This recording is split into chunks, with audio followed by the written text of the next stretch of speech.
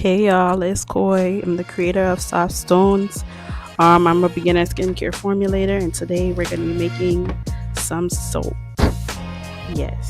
So today I decided to be a little funky with my soap to try to add some color and some designs.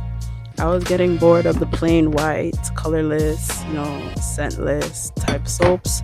So even though I'm just trying to start testing out soap and seeing what ingredients work best for my needs, um, I decided to, get a little bit fun with it. So today, what makes this soap different is we're gonna have our same basic rice bran oil soap recipe that I had in previous videos, but instead of using hemp oil, I added more rice bran oil. And if you remember from my last previous videos, the reason why I use rice bran oil, which is the predominant oil in this soap, is for the palmitic acid. So palmitic acid is very creamy, nourishing on the skin, provides a nice lather, fluffiness. It has a nice feel, and it's the only liquid oil that I can find that has the highest amount of palmitic acid without using, palm oil.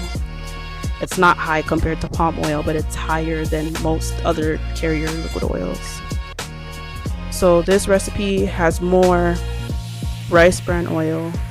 I think I use it at I want to give away my recipe, but at I think 30%, something like that. Okay, so just stay tuned and watch. If you are confused when I say the rice bran oil has palmitic acid, every oil has a fatty acid profile. So the fatty acids that I like to look at is your oleic acid, your palmitic acid, your stearic acids, your lauric acids, your myristic acid, I think I'm saying that wrong, your linoleic and linolenic oils. And each of those contribute to different things in your soap. So for example, your lauric acid, your myristic acid contributes to the cleanliness of the bar. So that is your coconut oil, your palm kernel oil, and I believe your baobab oil. And then after you have your stearic acid, which is contributes to the hardness of the bar, so that's your cocoa butter, your kokum butter, and what else has it? I can't think of another one that's high in stearic acid. Okay, so your oleics are like your olive oils. Olive oil is very high in oleic oil, so is rice bran oil, so is avocado oil.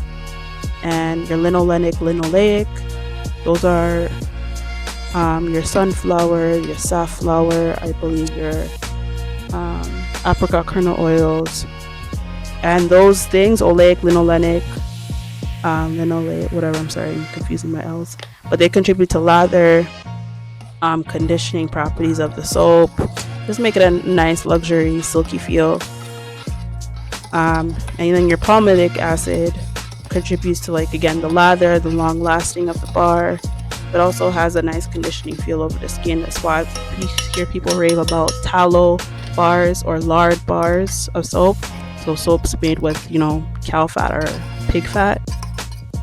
They rave about them because they're high in palmitic acid. They're very nice on your skin. So that's why I try to aim to get as much palm as I can without using palm oil, of course, because of the negative effects of palm oil on the environment and everything like that.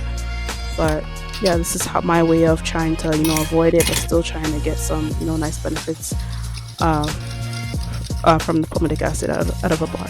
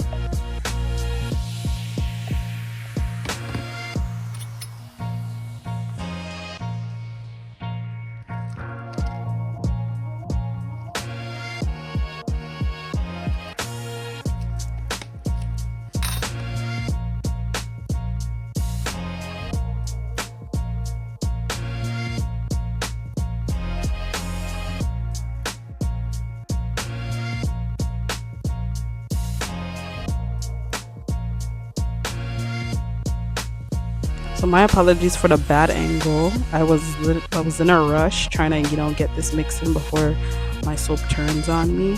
So I didn't even look to see if it was in a good position for the camera, but you can see the gist of it.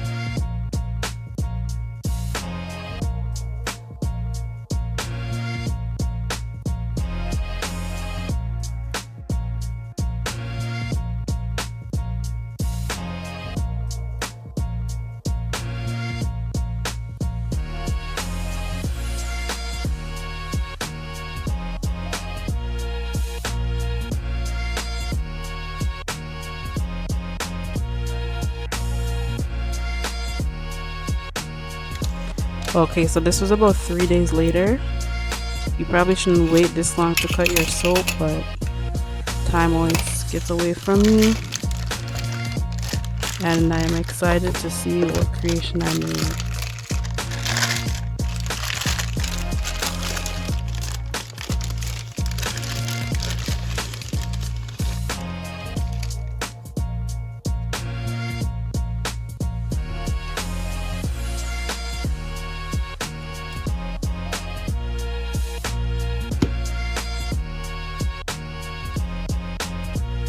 You have a little design there. It's not exactly what I imagined, but it doesn't look